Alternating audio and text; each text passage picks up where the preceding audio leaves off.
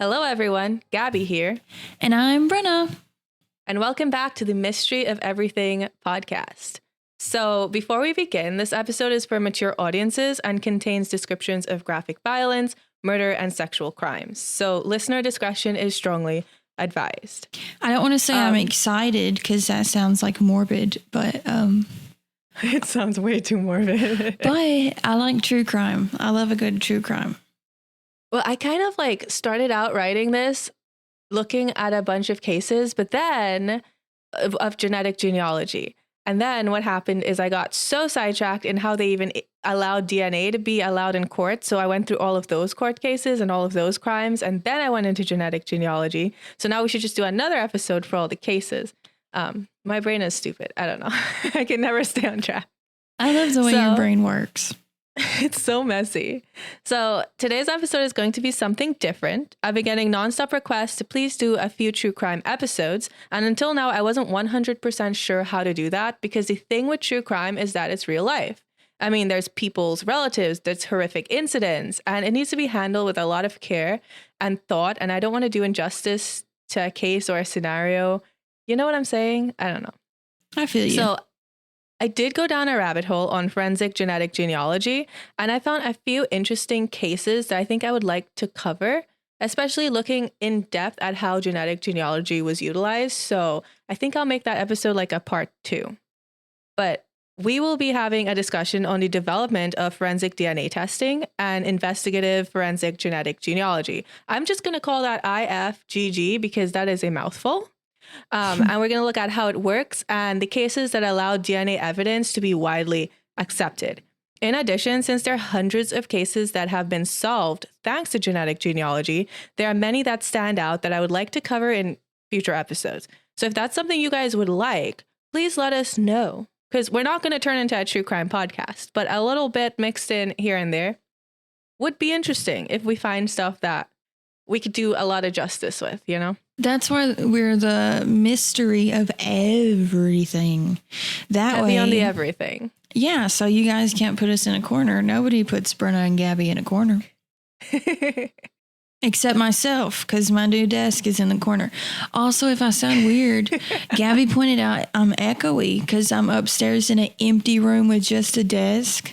Duh, makes sense. But I'm going to make it like super homey. I'm in the new house and me and Gabby are back together again. Look at us. Who would have thought? Gang's back together. When I'm in Stockholm, it's going to be dicey to record, but we got to make it work. We will make it work. Give the people what they want. We can do this. So without further ado, let's jump into it. In the 1980s, DNA began being used for identification of individuals. So at the very beginning, they only used DNA to establish paternity in cases where it was unknown. And then they had, they were like, oh, wait, we could use this in criminal cases. So that's what they did. So we know that DNA has been used since 1986 in criminal cases. And a young geneticist named Alec Jeffreys, he developed a genetic fingerprint. And investigators ended up going to him 2 years after he developed it and was using it for paternity tests to ask him if he could help solve a murder case that, they really wanted it solved before the guy can commit more crimes. So this case involved the murder and sexual assault of 2 15-year-old girls. So 15-year-old, it's pretty bad. 15-year-old Linda Mann was reported missing after midnight on November 21st, 1983. And her body was found a few days later, just 300 meters from her home. So despite the efforts of local investigators, they were unable to find her killer. And so 3 years later, another 15-year-old girl named Dawn Ashworth was reported missing on July 31st, 1986. So investigators, they did end up arresting a 17-year-old man who claimed that he murdered Dawn. But he also claimed that he had absolutely nothing to do with the first girl, Linda. So this led the investigators to reach out to the geneticist, Alec Jeffreys, asking him, hey, can we use a 3-year-old biological sample from the first girl? So when they found Linda, they did get genetic evidence. They got DNA. So they reached out and they're like, hey, can we use this to try to identify a suspect? And he said, I'll do my best. So Alex set to work to compare a blood sample from the 17-year-old suspect to the evidence found at Linda's crime scene. And the results show that the DNA did not match at all. Upon getting these results, Alec then compared the blood sample to DNA evidence found at Dawn's crime scene. And once again, the results did not match. So this 17-year-old is like, oh, I did this. But his DNA is not matching anything at the crime scenes. I wonder if he just wants attention. Really weird. Sometimes people do that for attention, which is so off the wall to think about. Like, why would you admit to murdering someone just for clout? But people do strange shit. Risk the death sentence for attention? They do that. People admit to crimes they haven't actually committed all the time. That's terrifying. So this young man who confessed to the murder actually had nothing to do with either one. The interesting thing, though, is that the DNA from both crime scenes were identical, which meant that the same person had to have murdered both of these girls. So in order to solve the case, what the investigators did next, it would solve that case and also change the use of DNA forever. So the investigator on the cases decided to DNA test every man between the ages of 18 to 34 who lived in an 8-kilometer radius of the crime scenes. So this was, of course, not only tedious, but really, really expensive. Luckily, they were able to receive 500,000 euro in funding to get it done. I mean, they had to work for that because at first the office was like, no, we're not going to do that. That's crazy. But eventually they pushed through. They even had like the prime minister's support and they did get their 500,000 funding. So interestingly enough, when invited, most men were willing to participate.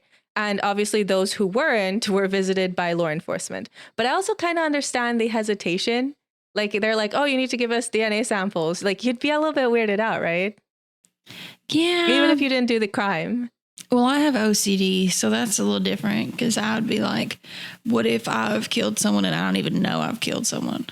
What ended up happening is they needed to test 5,000 men total, and they made it all the way up to 4,000 without finding any leads. So now they're like, oh my God, did we just waste $500,000 and everyone's counting on us to solve this case? And we cannot find it like that. Oh, that must have been stressful. But then on September 16th, 1987, a young woman called in with a lead after she heard a young man in a pub bragging that he'd given a blood sample on behalf of someone else. Ooh. Yeah. And that's when Colin Pitchfork was discovered. So he had asked his friend to provide a DNA sample on his behalf because, as it turns out, his DNA profile was an exact match to the crime scene samples. Mm-hmm. So from then on, developments in DNA technology, they led to the use of saliva, skin, blood, hair, or semen left at the crime scene to identify possible suspects. So I talked about DNA fingerprinting. How did they perform this? So the DNA of all humans is roughly 99.5-ish% identical, but the remaining percentage that's different leave clues to an individual's lifestyle, health risk factors, eye color, etc. So the method DNA fingerprinting that Alec Jeffreys came up with used these differences to identify the DNA profile of an individual. So to develop his method, he utilized a probe, which is a small DNA fragment tagged with radioactive phosphorus that can only attach to complementary pieces of DNA in the genome. So it's going to like find that place where it can attach. And once it attaches, it will produce a dark band pattern that's unique to that person. So it's kind of like able to identify that specific sequence. In addition, if you ran that probe with DNA of someone related to you, it should produce bands that are similar. So this is like old-timey PCR where you use gels, you know? Like, have you ever done gel? Yeah. Yeah. Yep. So in college and it sucked. I love the modern stuff because that's what when I did my research, when we did all our sequencing and designing probes, it was the gel stuff and it took so damn long. And then one day he's like, oh, we could use this other machine. And it did everything for me. And I'm like, you had this the whole fucking time. Deepest betrayal. So I highly recommend watching a video on DNA fingerprinting, as it's so much easier to understand if you're like actually able to visualize it.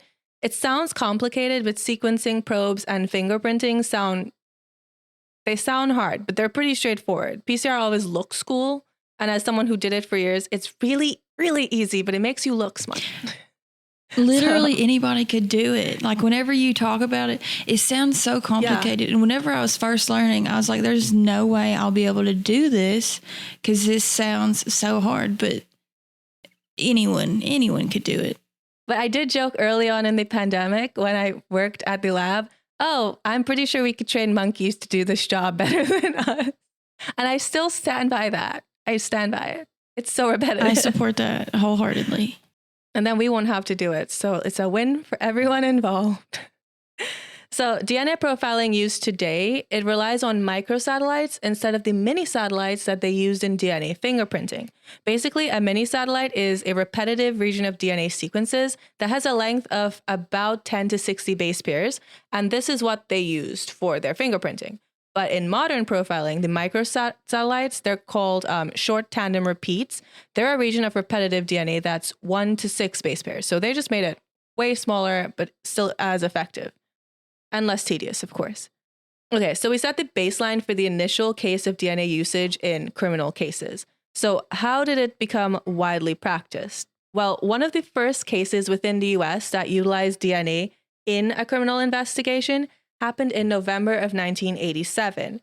So in February of 1987, there was a brutal and deadly attack in Orlando, Florida. So there was a serial rapist who had been terrorizing residents of Orange County for over a year. And on February 21st, the assailant entered the home of a woman named Karen Monroe through her daughter's bedroom window. And he ended up, holding the mom up by, I guess, knife point, like knife to the throat, and assaulting her. Luckily, Karen survived being choked, attacked, and smothered because the entire time he's in her house, he passed by her daughter. So the mom literally was like fighting him as much to keep him distracted. Like she was trying to balance like fighting with him and also just letting him beat her up and assault her so that he doesn't go after her daughter. But luckily she survived. And 2 days later, the attacker, Tommy Lee Andrews, was arrested after being caught looking into the window of a couple's home really close to the home of Monroe. So he didn't even leave the scene of the crime. He was like, I can just repeat the crime down the street, which is insane, Tommy. So Tommy was arrested and the prosecutors turned to science to find solid evidence against him that could stand up in court. And that's when they came across the previous case that I discussed that used DNA fingerprinting to identify the suspect. So the prosecutors reached out to a lab that was used for paternity tests to see if they would be able to run criminal DNA.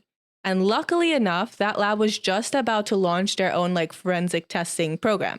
So they got samples from 6 cases that they suspected Tommy was a part of, as well as blood and semen from Monroe's home, and they sent them off to this lab. Positive matches were able to be made with Monroe's evidence, as well as one other case involving a woman by the name of Nancy Hodge, who was attacked on May 9, 1986. So basically this guy was the guy.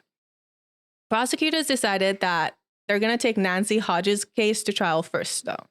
The judge did allow them to use the DNA evidence that they got, but the jury did not understand what DNA was. They didn't understand how they got this evidence. I bet, so they ended up in first learning about it. First learning about DNA, I imagine that would be, you'd be pretty sketched out. Yep. So they ended up with a hung jury because the defense attorneys were like, I don't think this is reliable or valid.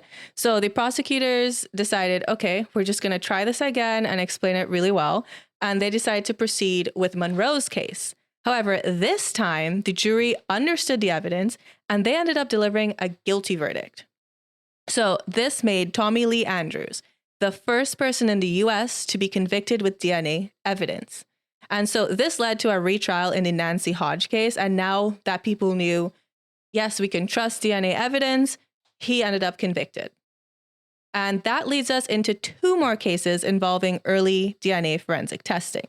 Hello, listeners. This is Anne Bogle, author, blogger, and creator of the podcast, What Should I Read Next? Since 2016, I've been helping readers bring more joy and delight into their reading lives. Every week, I talk all things books and reading with a guest and guide them in discovering their next read. They share 3 books they love, 1 book they don't, and what they've been reading lately. And I recommend 3 titles they may enjoy reading next. Guests have said our conversations are like therapy, troubleshooting issues that have plagued their reading lives for years and possibly the rest of their lives as well. And of course, recommending books that meet the moment, whether they are looking for deep introspection to spur or encourage a life change, or a frothy page turner to help them escape the stresses of work, school, everything. You'll learn something about yourself as a reader, and you'll definitely walk away confident to choose your next read with a whole list of new books and authors to try. So join us each Tuesday for What Should I Read Next? Subscribe now wherever you're listening to this podcast and visit our website, whatshouldireadnextpodcast.com, to find out more. So the first one is State versus Woodall. And this was the first case where a state high court ruled on the admissibility of DNA evidence. So the Woodall case began on January 22nd, 1987. So a woman was abducted at knife point. This one was really gruesome, so I left out a lot of details, but you can look it up if you want to. But it was really brutal. Okay, so a woman was abducted at knife point from the Huntington Mall in West Virginia. The man who abducted her, he threatened to kill her and he stole her car. And he threatened to kill her if she opened her eyes. So he basically forced her to close her eyes. He didn't even blindfold her from anything that I was able to find, which that's sus. But the entire time they were driving around, the masked man forced her to shut her eyes so she couldn't identify where she was or who he was. Throughout the entire ordeal, the victim was violently assaulted while the assailant drove her car around Cabell County, West Virginia. And I mean, like, violently assaulted at knife point. And so when he finally stopped the vehicle, he continued his brutal assault. And the entire time he was threatening to kill her if she didn't obey or if she opened her eyes. So finally, 45 minutes after the attack began, the assailant left her on the side of the road after stealing her money and her watch, which, dude, you've stolen enough. The only thing the witness was able to identify was that the man wore brown pants and he was uncircumcised. Because she was so terrified, she actually kept her eyes closed.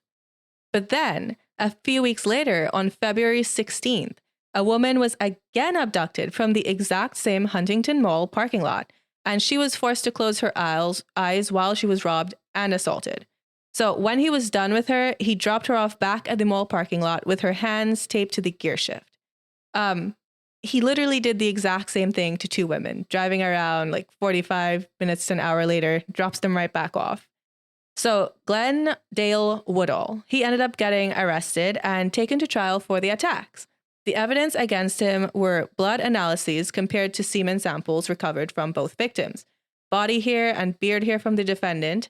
There was an out-of-court voice ID by the second victim, a partial visual ID by the victim, and ID of the pants worn by the assailant similar to Woodall's.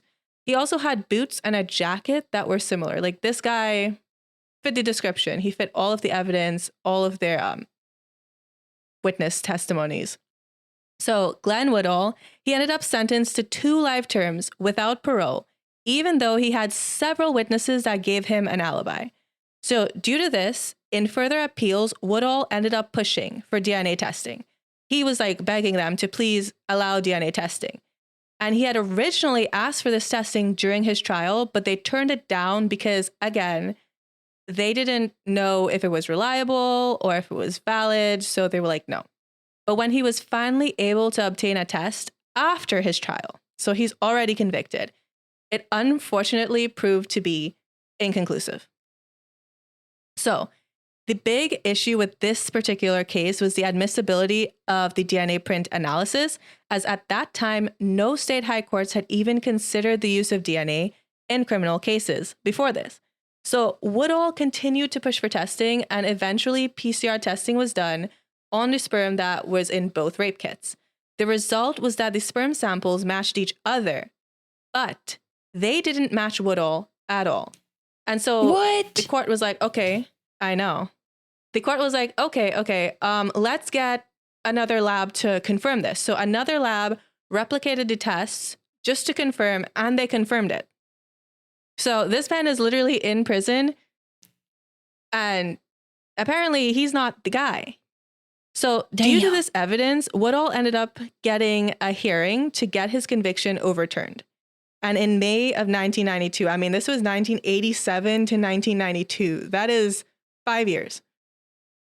In May 1992, the case ended up being dismissed, and he became the first person to be exonerated after being convicted by Fred Zane, who went on to be investigated for falsifying credentials and lab results.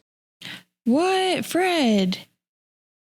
So, how did he get convicted in the first place? So, initial testing did show that his blood sample matched the semen. Well, a man by the name of Fred Zane worked at the West Virginia State Crime Lab, and he was the head of the lab's serology department. However, he was completely unqualified, like absolutely not qualified to be there. But he was leading the department. So he was the one that ended up testifying that serology testing showed that Woodall's sample matched. And this is what largely led to Woodall going to prison for 5 years and being convicted. The DNA testing that exonerated Woodall, though, ended up revealing an even larger case of misconduct that was going on because of Fred Zane's work. So further investigation revealed that Zane had fabricated and manipulated evidence to win convictions in 36 cases. And he affected the lives and outcomes of multiple people that were on trial during that time. So they literally had to go back, and if anyone had a case with any evidence going through this lab in that entire time, they had to go and like retrial, look at everything all over again, because he was manipulating all of their evidence. And that's so scary. That's terrifying. Right? So Woodall, I think he ended up getting like $1 million from the state, which I'm glad he got something, but that would not be enough. That would not be enough. So I don't know. It was an interesting case. I'm glad he got his appeal listened to. So that brings us to the next important case involving early DNA testing. So Spencer versus Commonwealth 12. In this case, the multiple murder trials in Virginia of Timothy Wilson Spencer were the first cases in the US where the admission of DNA evidence led to guilty verdicts, which resulted in a death penalty. So before they had, the person convicted with 2 life sentences.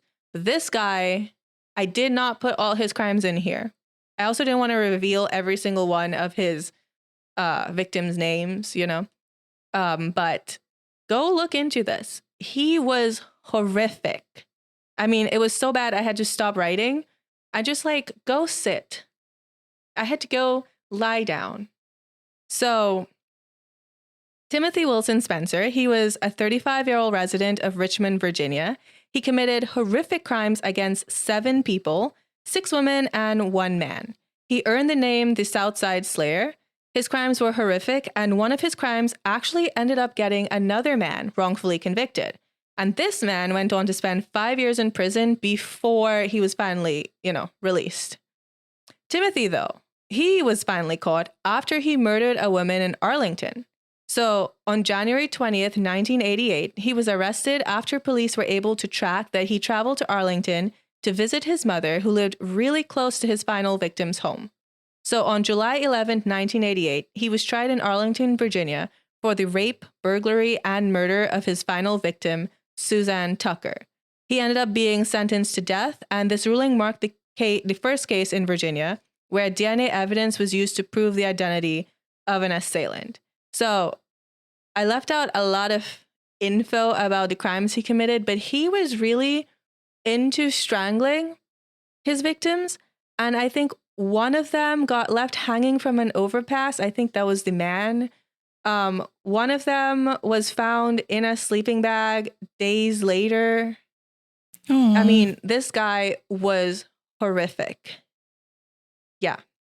So he was then tried after they got the DNA evidence and he got sentenced for Suzanne Tucker's crime.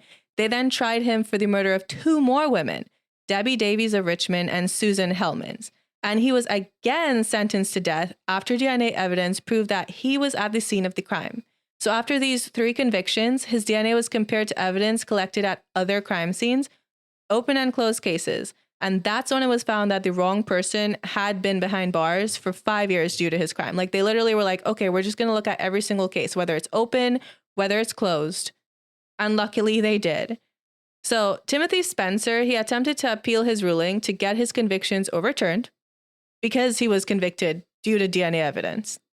However, the U.S. Court of Appeals affirmed that DNA evidence was fairly used in convicting him, and on April 27, 1994, he was executed for his crimes, being the first person sentenced to death due to DNA evidence. So that one, if you go look up this guy's case, if you're like curious, don't say I did not warn you. Okay, so the second case, which is like a hallmark case as well, is the People versus Castro. So the next part of the story is the first case to seriously challenge that DNA profile's admissibility in court. So you can allow it. They were just being like, hey, can we allow a DNA profile in court? According to the principles of forensic DNA for officers of the court document, in this particular case, the New York Supreme Court, in a 12-week pretrial hearing, exhaustively examined numerous issues relating to admitting DNA evidence. So in this case, a man by the name of Jose Castro was on trial for the murder of his neighbor and her 2-year-old daughter. So the evidence in question was a bloodstain on his watch that was analyzed for a match. And they were arguing that it should be allowed. And then the defense was like, it should not be allowed. But the court ended up upholding that, 1, DNA identification theory and practice are generally accepted among the scientific community. 2, DNA forensic identification techniques are generally accepted by the scientific community. 3, pretrial hearings are required to determine whether the testing laboratory's methodology was substantially in accord with scientific standards and produced reliable results for jury consideration. So this ruling established that typical DNA tests could be used to show that the blood on Castro's watch was not his, but they could not be used to show that the blood belonged to his victims. Does that make sense? It's like exclusion, Makes not sense. inclusion. So the ruling also established the recommendation that extensive discovery requirements be used in future court proceedings. For example, they needed copies of all lab results and reports, explanations of the statistical probability calculations. So when they did anything with DNA, they gave all of the percentages of a match. They needed to reveal how they did those calculations. And then explanations for any observed defects or lab errors, including observed contaminants, and they needed all chain of custody documents. We're like, oh yeah, that should have been like well known. But remember, when they started with DNA, there were no rules. They could just do whatever.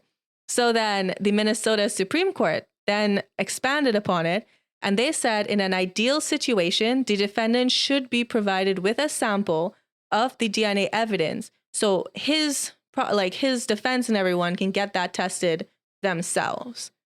But in a lot of these cases, they don't have a lot of evidence because they're just getting stuff off of like clothing, ropes.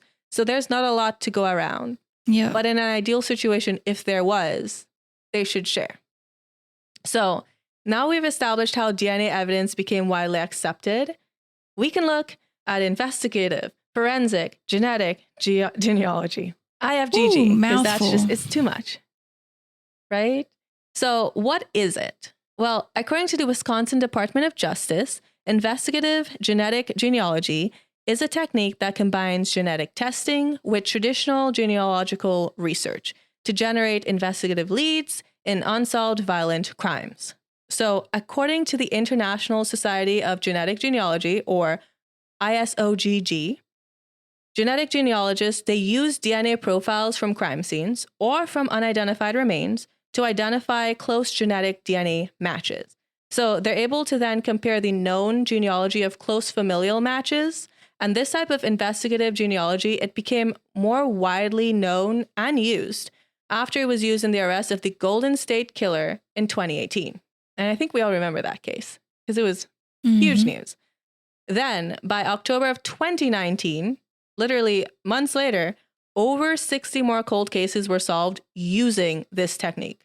So they found that it worked and they just kept on going. Also note, forensic genetic genealogy looks at mainly citizenship, hunting for heirs, etc.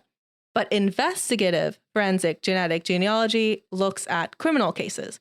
So a lot of people use the forensic genetic genealogy to find like, oh, this person died and they left all this money. We need to find someone to give it to. That's kind of where they do that. Anyway, When it comes to investigative genetic genealogy, two databases are mostly used, and these are GED Match and Family Tree DNA. And there's also like a really new one, which is called DNA Solves, that was launched, I think, in 2020, because the big issue with this type of investigation is the databases. So it's not just like fully science. They do the science and then they have to upload it into a database, but people already have to put their information in there, if that makes sense. So the biggest question that most people have is whether private DNA testing sites for ancestral use can be used. So things like 23andMe, Ancestry DNA, MyHeritage, yeah. So these can be used if you submit your DNA to them, but they can only be used with a legal warrant that has been ordered by a judge. And all of these sites, they have some sort of clause in their user agreement that says, hey, we're not going to give your information to law enforcement, but if they subpoena us or they bring a warrant, we'll have to. Also, the other thing is, a lot of people get like their DNA results and then they go and they upload it to other sites. So like they might get something from, I don't know, I guess think of it in like a medical sense. They might get like their medical genetic information and then decide, oh, I'll just upload it to GED Match or something. And that's like, if you upload to a random like third party site, yeah, don't do that. A lot of the sites, a lot of these third party testing, they're like, please don't do that. Because it makes it harder creepy to protect your, yeah. So the very interesting thing is that only law enforcement agencies in the US and Canada are currently using this method in investigations. There are other countries like Netherlands, Sweden, and Australia that are working on it, but it's not like everyone on earth is using this to solve cases. So how does it work? So genetic genealogy is significantly different from DNA fingerprinting. In order to get genetic information, 600,000 1 million single nucleotide polymorphisms, or SNPs, are analyzed. So SNPs are the most common type of genetic variation among humans. According to Medline Plus, a SNP represents a difference in a single DNA building block, which is a nucleotide. So the example they give us is a SNP may replace cytosine with thymine in a certain stretch of DNA. So instead of just like, having cytosine throughout, one person might just be, oh no, I have thymine instead. And that's their SNP. So SNPs are found throughout an individual's DNA, and they occur at a rate of about every 1,000 nucleotides. So this means that each person has about 4 to 5 million SNPs in their genome. And they are more commonly found in the DNA between genes, actually. So this is how biological markers work. So when people do testing to find out the likelihood of developing a disease or how likely they are to react well to a certain medicine, we're looking at their SNPs. That sounds weird when you say it. So in forensic genetic genealogy, these SNPs are analyzed from a sample, but then they take those results and they upload them to a database. So let's say an investigator gets a warrant to check the GED Match database. The uploaded data would be compared to other data in that database. And if there are any connections of potential genetic relationships, they're able to look at that and then they'll build out a family tree from what they have, with the most recent common ancestor being like the base. So once they're done with this, then they'll be like, okay, we're going to take a sample from these people who are now suspects and see if they're a match. And that's kind of how it's done. So there's 3 types of genetic genealogy: mitochondrial DNA, Y-DNA, and autosomal DNA. So mitochondrial DNA, it's the type of DNA that I'm really familiar with working with. This DNA relies on being inherited from your mom. And Y-DNA refers to the Y chromosome, and this is acquired by men from their fathers. So mitochondrial DNA can be used to track your maternal lineage, and the Y chromosome, your paternal lineage. But the DNA used in cases like the Golden State Killer, this uses the third kind, autosomal DNA. Basically, almost every person has 23 pairs of chromosomes, and autosomal DNA is the genetic material in 22 of them. It's the DNA that you inherit from all of your ancestors. Basically, when they look at autosomal DNA, they will be looking for long stretches of identical DNA that contain the subtle differences caused by the SNPs that we discussed before. So the more shared DNA that someone has, the more closely related. Cece Moore, a genetic genealogist, she says if you share about 3% of your DNA with someone, then you're most likely second cousins. If you share 6%, then you're first cousins once removed. If you share about 12%, then you're most likely first cousins. What does once removed mean? I was literally going to ask you what once removed means, because you hear that all the time. People are like, oh, she's my 8th cousin once removed. I thought it meant divorced, but it does not. So I'm not really sure. Well, I should have looked that up. I have no clue. Well, if you guys know, let us know, because obviously we're not that bright. So when genetic genealogists find a cousin of a suspect, they typically then look into public records to find more familial relations. Then they're able to reverse engineer that family tree, and that helps them narrow down the list. And guys, I tried to simplify this as much as possible because I don't want to bog down the episode with technical jargon, but it's super complex, and you can do further research using any of my sources to get like a full picture of how it's done. So now that we kind of know how they're doing it, we need to know like restrictions, downsides, drawbacks. Well, when this was first used back in 2018 to solve the Golden State Killer case, there were no restrictions in place at all, basically. However, in 2019, the Department of Justice published the first policy on the use of IFGG. Basically, the guidelines go something like this. Quote, the policy states that agencies may consider using FGG when investigating unsolved violent crime, and that is not to be used as the sole basis for arrest. So they can't just be like, oh, this person punched someone. You could probably use it for that, but only if it's like deadly, or they got brain damage. They only want it used in like serious cases. So the biggest issue is with the growth of IFGG tech, an ethical issue arises in the protection of people's genetic privacy, especially since it utilizes databases made up of the genetic information of private citizens who are technically not under suspicion of any crimes.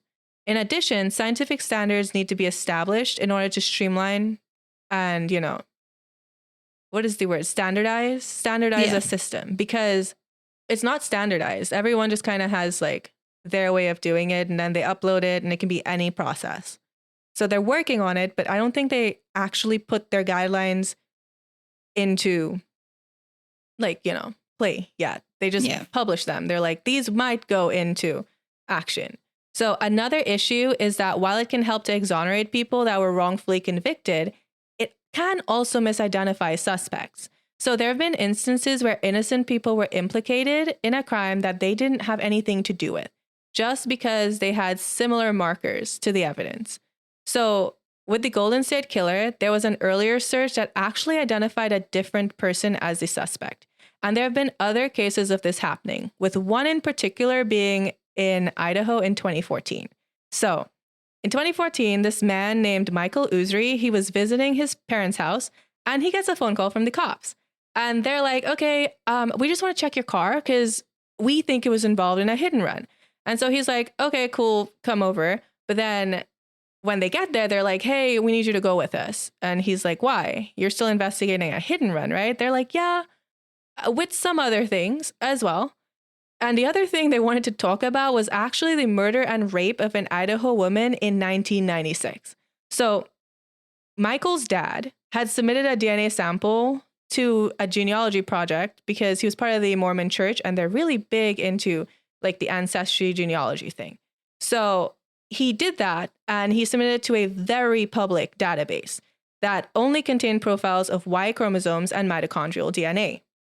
But when the police in Idaho Falls, they ran this like evidence sample against that database, they found a really close match in Usry's dad. But his dad was way too old to have like committed the crime. So they started looking around at relatives, and he had actually produced a slasher film or directed a slasher film. And they saw this, they have this evidence, and they're like, oh, he's the guy. So they came out, they got him, they made him do a cheek swab. And of course, he has to wait a whole month to get that result back. So the entire month he's like, am I going to prison for life? But luckily, he was not a DNA match. It was just a really, really unfortunate ordeal, actually. But this whole thing also really shows why databases used for things like this need to be standardized with the specific genetic information necessary for things like criminal investigations, because that would be nerve-wracking. So an article by PBS in 2019 listed other ways that genetic genealogy is fallible.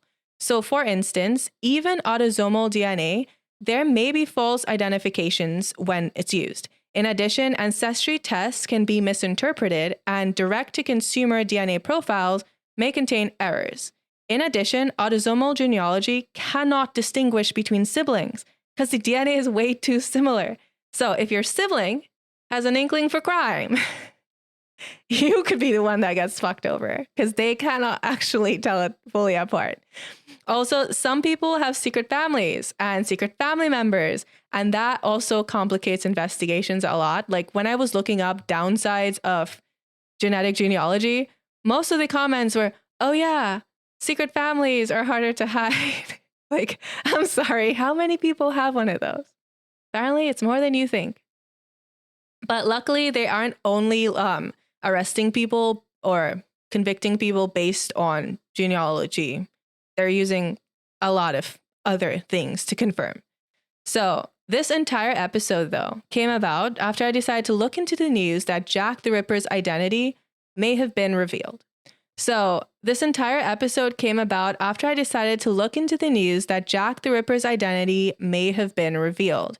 So this news came from genetics tests published back in 2019 that pointed to Aaron Kamiński, who was a 23-year-old Polish barber.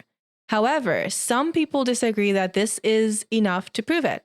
So the genetic results came from a stained silk shawl that was found next to the body of one of his victims. So this was a woman by the name of Catherine Eddowes, and she ended up being his fourth victim back in 1888. So the shawl had blood and semen on it, and these results are actually the first peer-reviewed results to be published in a scientific journal. But there have been previous genetic tests done on this evidence. So a biochemist in Liverpool by the name of Jari, he did the first genetic test on the shawl samples, and these also pointed to Kamiński. However, at that time, fellow geneticists did not believe that the claims were reliable due to not having enough details of the analysis to examine. So this study, however, took DNA from the shawl and compared it to mitochondrial DNA. This is the DNA we discussed earlier that comes from maternal lineage. And then they took samples from living descendants of Kamiński and Eddowes in order to compare them. So the DNA from this ended up matching the relatives of Kamiński. However, details on the genetic variants that were identified and the specific sequences were not shown. In fact, the overlap is just shown with colored boxes, while the authors claim that this was done to protect the privacy and the genetic information of the subjects. Critics were like, hey, that can't be trusted if the exact sequences are not shown. So while other critics say that mitochondrial DNA is not enough to make a claim like this, they're like, no, this is what we're doing. So in addition, a previous study, DNA samples pointed to a painter by the name of Walter Sickert, and they were like, that's Jack the Ripper. However, this DNA was tested from evidence taken from letters that Jack the Ripper allegedly sent. However, we're not even sure that these letters are real. So everyone's still kind of saying it's Kamiński. So we talked about how IFGG could go wrong. Well, let's end this episode with a case that it was successful and it helped solve a really sad crime, actually, that was 48 years long.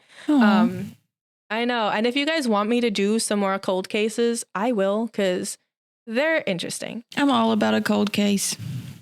Yeah, this one, I was just really happy they were able to solve it.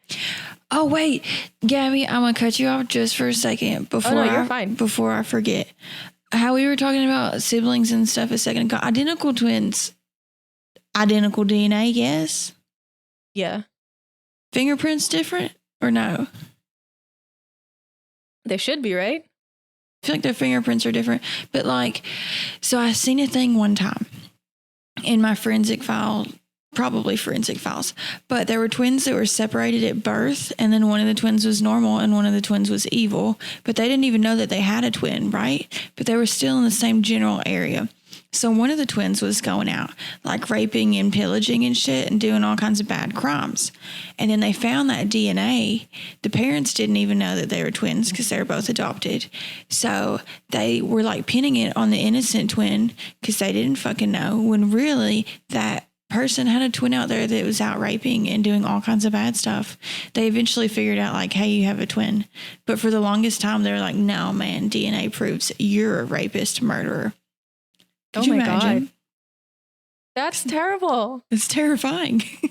But they do have different fingerprints, because I remember I watched this girl who was like, oh, I accidentally switched my twins at birth, which twins sounds so stressful. That sounds bad. You have to dress them in different colors, and some people get like a little tattoo or marking on their babies, but or like most people don't. Painted toenail or something. Exactly. But they were just using like different onesies, and one night her husband changed a diaper super late at night, didn't put them back in their onesies or in these different cribs. He just put them like in the same crib, bassinet. Damn. Yeah. So you had a 50-50 shot. Yeah. So some people like fingerprint something for each baby so they can check it eventually at some point. Ooh, that makes which sense. Is good. Yeah. But that's so funny. Okay. So for this case, it starts in Canada. So Canada started utilizing genetic genealogy a little bit after the US rolled it out. So in 2020, Edmonton, Alberta, their police announced that they were going to start rolling out their program. And one of the cases that was recently solved using this technology is the Sharon Pryor case. So this was a 48-year-old cold case. Sharon Pryor was a 16-year-old Canadian girl who disappeared on March 29, 1975, after she left to meet some friends at like a pizza place. However, she never arrived to meet her friends, and she never got back home. So when she didn't get home by 11 p.m., her mom decided to report her missing. And 3 days later, her body was found in a wooded area across the St. Lawrence River from Montreal. Since 1975, police worked to solve this case. They looked into over 100 suspects, but they were never able to make any arrests. And that is until 2022, when investigators noticed patterns in her killer's behavior that made them really suspicious. So they noticed that the man that they thought was guilty, the suspect, he moved back and forth between West Virginia and Canada in an attempt to evade law enforcement due to his really lengthy criminal history. So here are some of the things he did. In 1964, he attempted to escape from a West Virginia penitentiary, and he later succeeded in 1967. By 1969, he had already gotten into trouble with the law in Canada. In 1974, he was arrested for breaking into a house and assaulting a woman in West Virginia, which again made him flee to Canada. Then in 1975, a few months after Sharon Pryor was murdered, he was arrested by Canadian officials and extradited back to West Virginia, where he got 5 to 10 years in prison for the 1974 assault of that woman in West Virginia. Then, shortly after he was released from prison, he went back to Canada, and that's where he mysteriously died in 1982. However, the police weren't able to find a death certificate that actually gave his cause of death, but they do know he was dead because his body went back to West Virginia, where he was buried. So then, in 2023, police finally got DNA evidence that 100% linked the man by the name of Franklin Mayward Romine to the murder of Sharon. So DNA found on the shirt, so that he had restrained her with a shirt that was tied around her arms. The DNA found on this shirt was used to confirm that he was her killer. So this DNA evidence was kept for literally 48 years. They kept it since 1975 because they knew that they didn't have the technology to find a killer, but they kept that evidence just in case they would be able to years later. Good on them for doing that. And you see that all the time with cases too, is they're like, oh, well, we know that this won't be enough DNA for us to get them now, but with how fast DNA technology is advancing, then we could probably use it 10 years from now. And they do. And that is just so cool. Right? So in 2019, the DNA samples that they were saving since 1975, they ended up getting sent over to a lab in West Virginia. And this lab was able to then match the information to Romain's relatives using data from genealogical websites. And then once this match was made, they actually had all of Romain's brothers present a sample in order to confirm that they were a near match to the crime scene sample. So once this was done, the police were able to exhume his body from the Putnam County Pine Grove Cemetery in West Virginia. And they were then able to test DNA from his bones, which apparently was really difficult for them to do because, he died a while ago. Yeah. And so they were able to test this DNA against the crime scene DNA. And he had a full match. But they got a full genetic profile from his bones, which is pretty interesting. So the crazy thing is Sharon Pryor's mother is in her 80s. And she has been very much alive the entire 48 years. And she had to wait that long for answers to what happened to her daughter. Bless her sweetheart. She also left behind one brother and two sisters, and they also held out hope that entire time. They may not have been able to have her come home, but at least because of genetic genealogy, they finally got answers to what happened to her and who was responsible for her death. Because imagine 48 years and you just have no idea who did it. That is so much worse too. They say that, for instance, whenever people go missing, a lot of the family are I feel like shit for saying this, but I would rather we find them dead than just never find them at all, because the not knowing is worse than knowing. Yeah. So her sister was quoted as saying, "We will always be your mom, your little brother, and sisters who sat there at that window that Easter weekend hoping to see you walk home." All right, let me go cry in the corner. Yeah, it was really sad. I just cannot imagine 48 years. And my least favorite cases are the ones when the family dies, so they actually never find out. Well, I like to think, okay, so I'm religious. So I do like to think on one hand, yeah, the family never finds out. But then those of you who are religious, maybe in the afterlife, they see their baby again and maybe they find out that way. I don't know. That TikTok lady that does little peeks at people. Have you seen her? No. She ain't even religious, but she does these peeks. Some of you that are listening are going to be I know who you're talking about, but she's looked at fucking Hitler, I think. Am I allowed to say Hitler's name? I don't know. I think so. Oh, maybe that's just TikTok. You're not allowed to say his name because they call him Adolf. But she's looked into a lot of people, what is it called? The Colorado Four? I don't know if it's Colorado. The 4 college students that were recently murdered, Idaho murders. Idaho. She looked into the Idaho 4 and they were all playing together at a lake and weren't ready to move on yet. I don't know. I'll send you some of her videos because it is, whether you believe in that kind of stuff or not, it is interesting what some of her little peaks, what they say. I don't know. Huh. I feel like that make me cry a little bit. Some of them do. Some of them really get me. And some of them, I don't want to say it's cool, but some of them are cool. Interesting. The Idaho 4 one, though, that one was hard. Huh. Yeah. So cases like this are really moving. I can't imagine having to wait 48 years for answers or even living through that entire ordeal in the first place. Genetic genealogy may not be a perfect method, but it is capable of finding answers for victims' families, and it's amazing to have the ability and technology to finally give people peace after decades of not knowing. I truly hope this episode was able to explain, highlight, and educate a field that many people have heard of but aren't absolutely sure how it works. Crime shows make DNA analysis seem a lot more flashy and straightforward than it actually is. The real-life version of that, though a lot messier, can be equally as helpful in putting the bad guys away. However, getting to the point that DNA could be used as evidence at all was a journey. And what a journey it has been. From 1986 to now, we've come a really, really long way. And with that, thank you for listening and goodbye, everyone. But wait, before we goodbye, Bruna has one more word vomit thing to add. So I watch Forensic Files before I go to bed. That's unhinged. I'm psychotic.